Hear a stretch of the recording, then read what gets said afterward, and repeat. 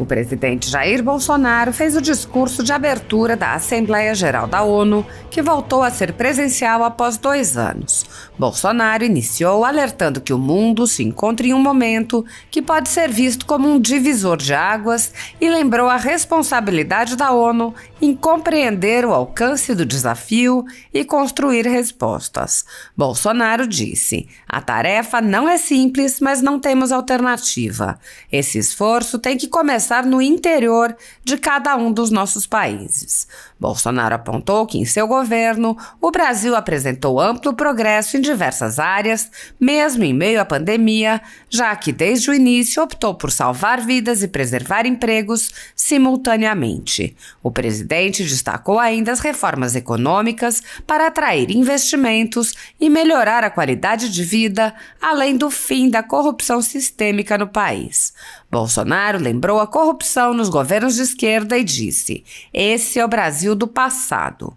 O presidente também enfatizou a importância do Brasil como produtor do agronegócio, apto a contribuir para garantir a segurança alimentar em todo o mundo de forma sustentável e preservando o meio ambiente.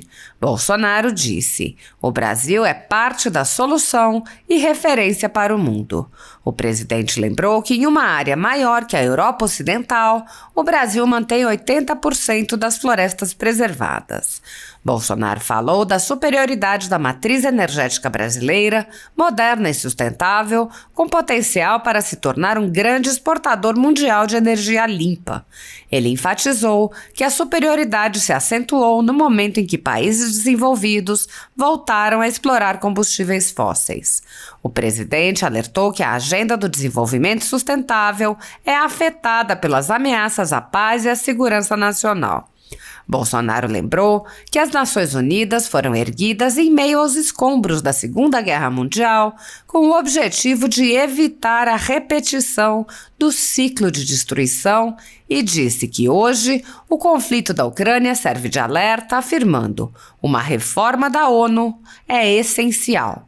Ele acrescentou: "Está claro que precisamos buscar soluções inovadoras." O presidente lembrou que o Brasil participou da formação da ONU e tem um longo histórico de participação em missões de paz, além de abrir suas fronteiras para os perseguidos em outros países.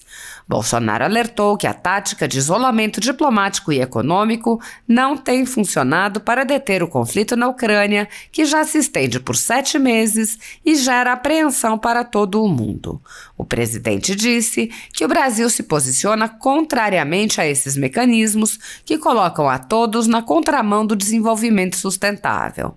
Bolsonaro disse: "Não acreditamos que o melhor caminho seja a adoção de sanções unilaterais e seletivas."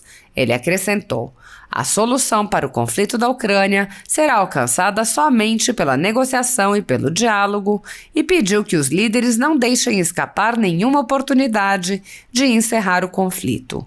Bolsonaro afirmou ainda que tem sido um defensor incondicional da liberdade de expressão e de religião e ofereceu acolhida aos padres e freiras que estão sendo perseguidos na Nicarágua.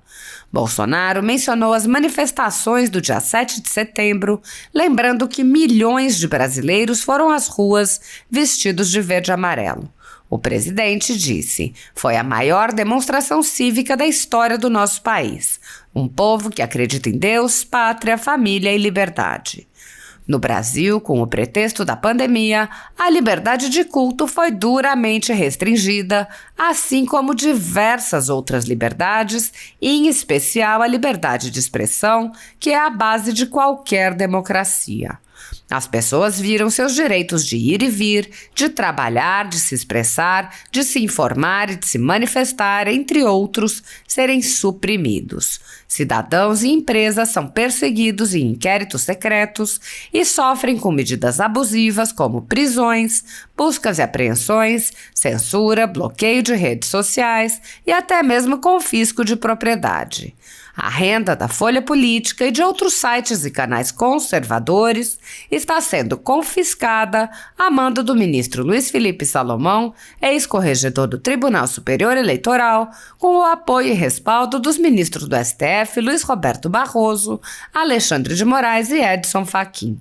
O confisco da renda atinge todos os vídeos produzidos pelo jornal, independente de tema, data ou qualquer outro fator, em evidente censura direcionada a pessoas e empresas específicas.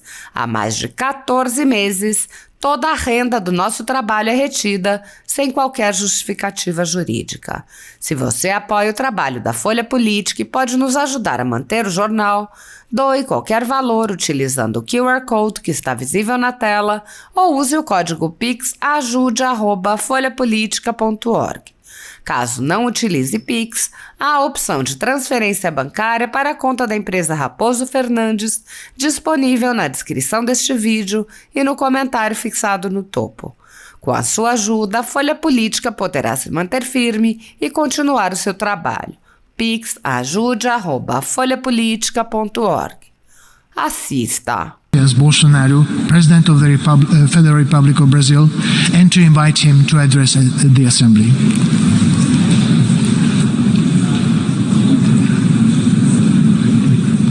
Ok?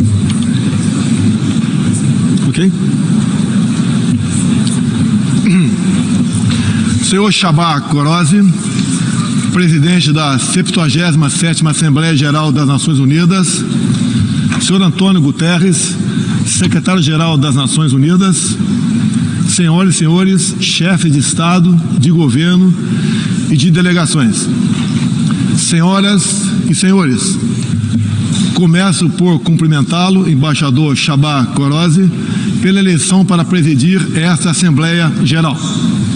Esteja certo de contar com o apoio do Brasil. O tema escolhido para este debate geral gira em torno de um conceito que se aplica perfeitamente ao momento que vivemos, um divisor de águas. Senhor presidente, nossa responsabilidade coletiva nessa Assembleia Geral é compreender o alcance dos desafios que compõem esse divisor de águas e, a partir daí, construir respostas que tirem sua força dos objetivos que são comuns a todos nós. A tarefa não é simples, mas, a rigor, não temos alternativa. Esse esforço tem de começar no interior de cada um dos nossos países. Antes de tudo, é aquilo que realizamos no plano interno que dá a medida da autoridade com que agimos no plano internacional. Deixe-me falar da perspectiva do meu país. Quando o Brasil se manifesta sobre a agenda da saúde pública, fazemos isso com a autoridade de um governo que, durante a pandemia da Covid-19, não poupou esforços para salvar vidas e preservar empregos.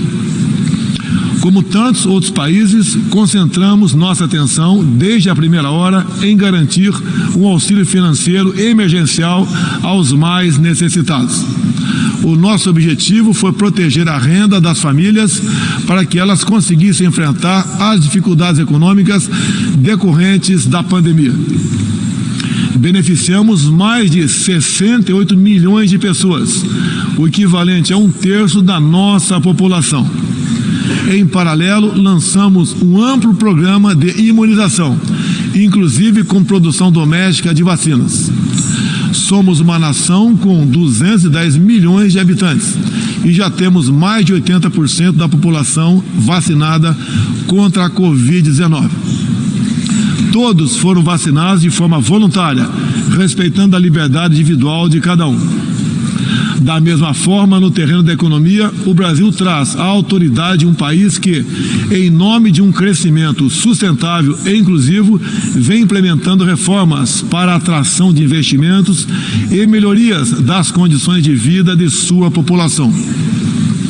No meu governo, extirpamos a corrupção sistêmica que existia no país. Somente entre o período de 2003 e 2015, onde a esquerda presidiu o Brasil, o endividamento da Petrobras por má gestão, loteamento político e em desvios chegou à casa dos 170 bilhões de dólares.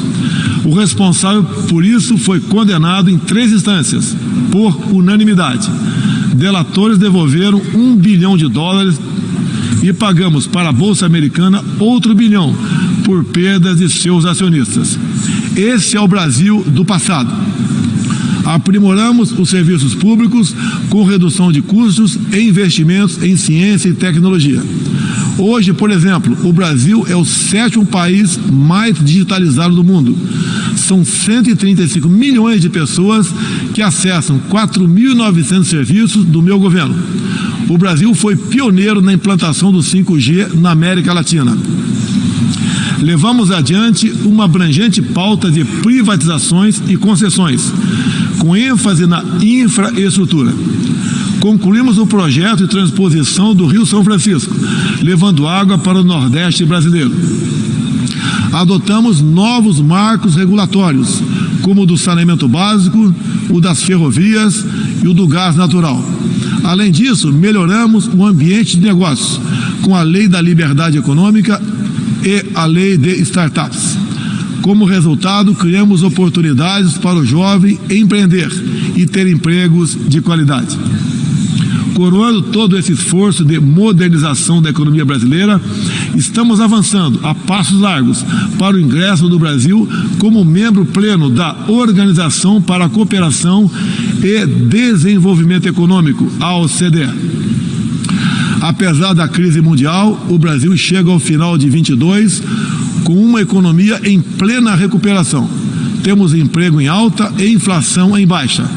A economia voltou a crescer. A pobreza aumentou em todo o mundo sob o impacto da pandemia. No Brasil, ela já começou a cair de forma acentuada. Os números falam por si só.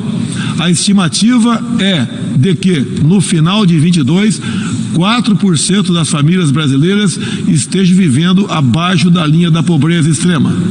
Em 2019, eram 5,1%. Isso representa uma queda de mais de 20%.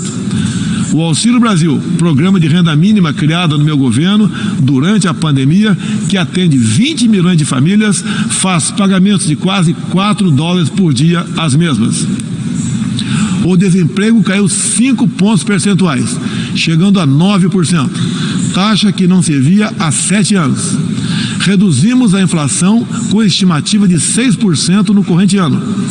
Tenho a satisfação de anunciar que tivemos deflação inédita no Brasil nos meses de julho e agosto. Desde junho, o preço da gasolina caiu mais de 30%. Hoje, 1 litro no Brasil custa cerca de 90 centavos de dólares. O preço da energia elétrica também teve uma queda de mais de 15%. Quero ressaltar que o custo da energia não caiu por causa de tabelamento de preços ou qualquer outro tipo de intervenção federal. Foi resultado de uma política de racionalização de impostos formulada e implementada com apoio do Congresso Nacional. Em 2021, o Brasil foi o 4º maior destino de investimentos estrangeiros direto no mundo. Nosso comércio exterior alcançou a marca histórica de 39% do PIB, mesmo diminuindo ou zerando impostos de milhares de produtos. No plano interno, também estamos batendo recordes em 3 áreas: arrecadação fiscal, lucro das empresas estatais e relação entre dívida pública e PIB. Aliás, em 21 tivemos superávit no resultado consolidado de contas públicas.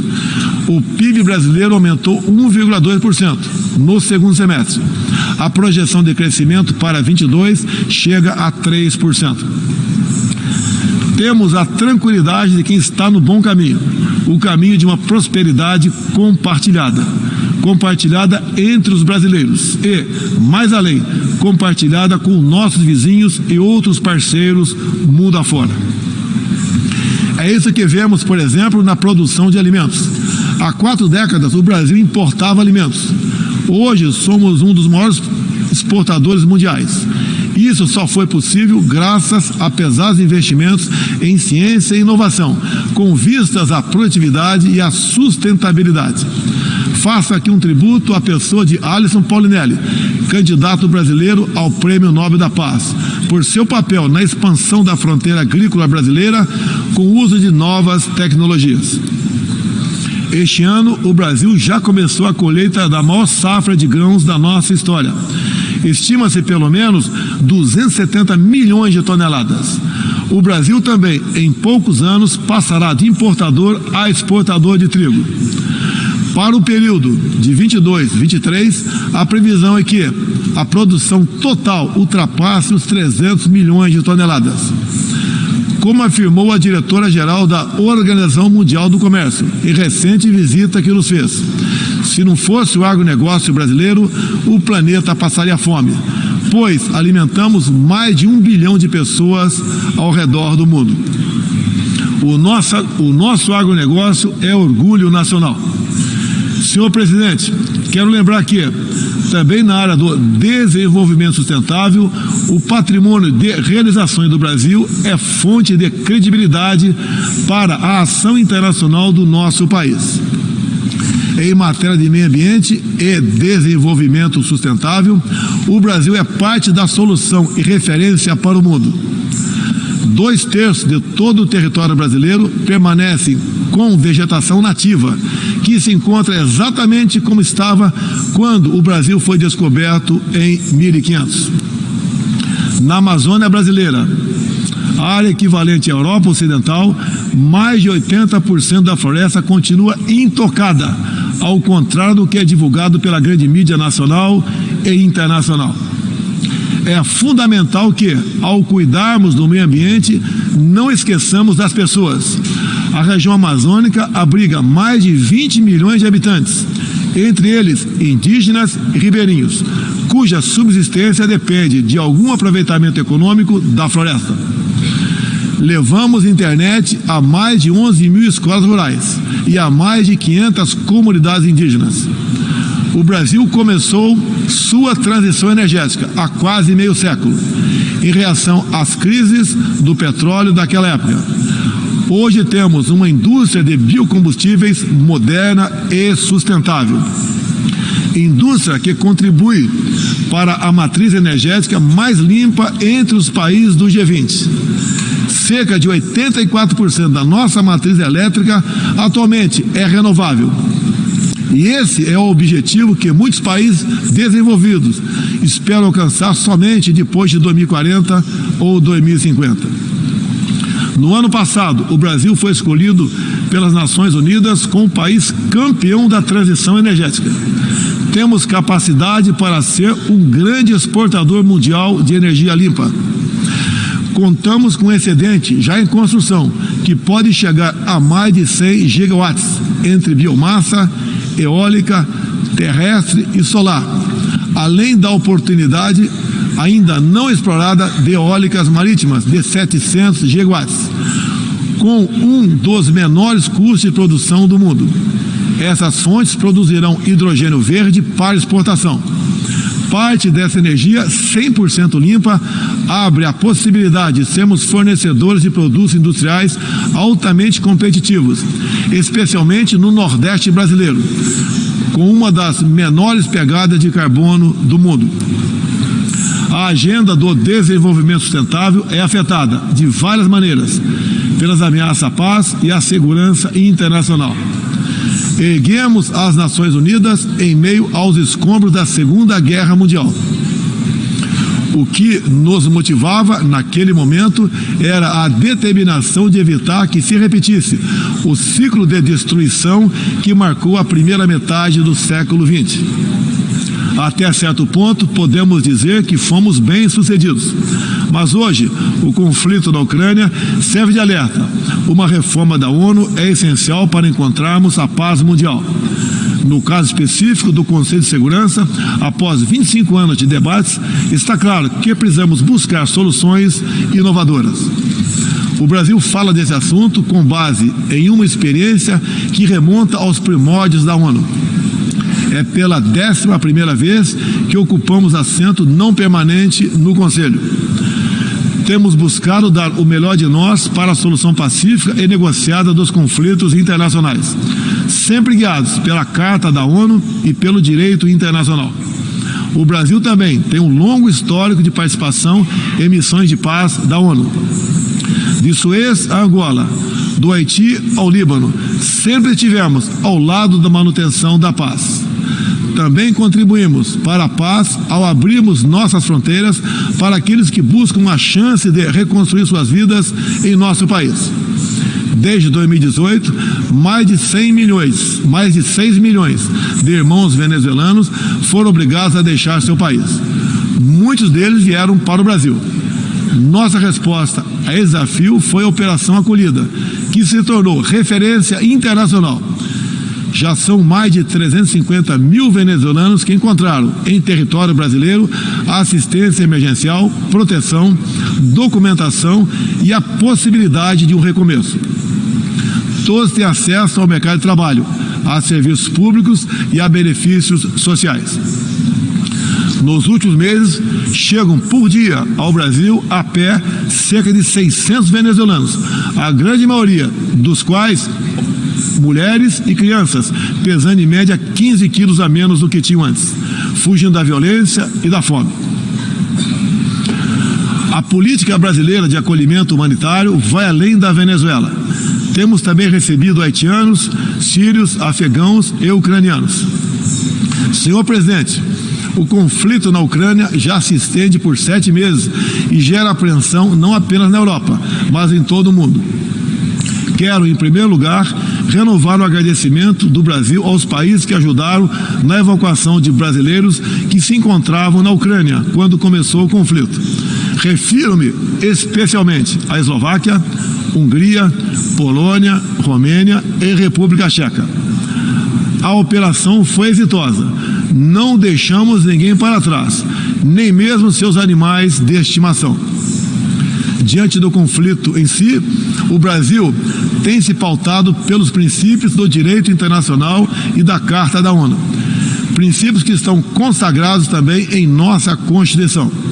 Defendemos um cessar-fogo imediato, a proteção de civis e não combatentes, a preservação da infraestrutura crítica para assistência à população e a manutenção de todos os canais de diálogo entre as partes em conflito.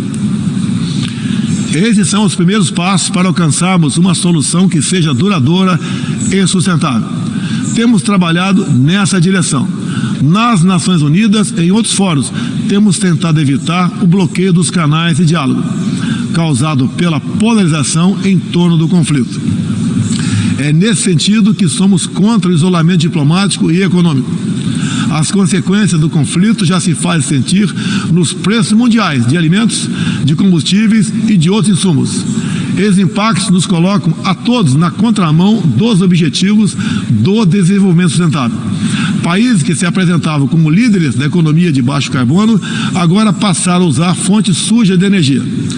Isso configura um grave retrocesso para o meio ambiente. Apoiamos todos os esforços para reduzir os impactos econômicos dessa crise, mas não acreditamos que o melhor caminho seja a adoção de sanções unilaterais e seletivas, contrárias ao direito internacional. Essas medidas têm prejudicado a retomada da economia e afetado os direitos humanos de populações vulneráveis, inclusive em países da própria Europa. A solução para o conflito da Ucrânia será alcançada somente pela negociação e pelo diálogo. Faço aqui um apelo às partes, bem como a toda a comunidade internacional. Não deixe escapar nenhuma oportunidade de pôr fim ao conflito e de garantir a paz. A estabilidade, a segurança e a prosperidade da humanidade correm sério risco se o conflito continuar. Senhor presidente, tenho sido um defensor incondicional da liberdade de expressão. Além disso, no meu governo, o Brasil tem trabalhado para trazer o direito à liberdade de religião para o centro da agenda internacional de direitos humanos. É essencial garantir que todos tenham o direito de professar e praticar livremente sua orientação religiosa, sem discriminação.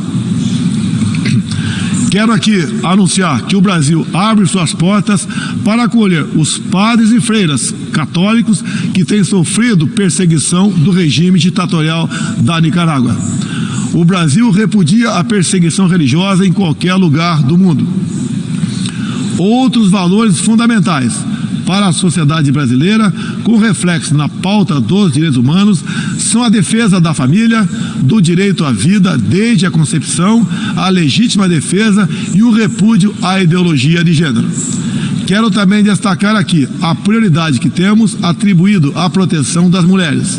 nosso esforço em sancionar mais de 70 normas legais sobre o tema desde o início do meu governo, em 2019. É prova cabal desse compromisso. Combatemos a violência contra as mulheres com todo rigor. Isso é parte da nossa prioridade mais ampla de garantir segurança pública a todos os brasileiros. Os resultados aparecem em nosso governo.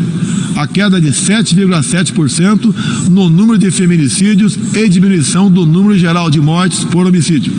Em 2017, eram 30 mortes por 100 mil habitantes. Agora são 19.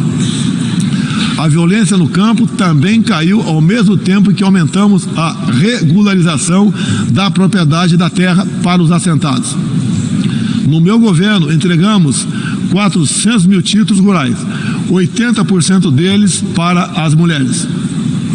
Trabalhamos no Brasil para que tenhamos mulheres fortes e independentes, para que possam chegar aonde elas quiserem. A primeira-dama, Michele Bolsonaro, trouxe novo significado ao trabalho de voluntariado desde 2019, com especial atenção aos portadores de deficiências e doenças raras. Senhor presidente, senhor secretário-geral, senhoras e senhores, chefe de Estado e de governo, senhoras e senhores, neste 7 de setembro, o Brasil completou 200 anos de história como nação independente. Milhões de brasileiros foram às ruas, convocados pelo seu presidente, trajando as cores da nossa bandeira. Foi a maior demonstração cívica da história do nosso país. Um povo que acredita em Deus, pátria, família e liberdade. Muito obrigado a todos os senhores.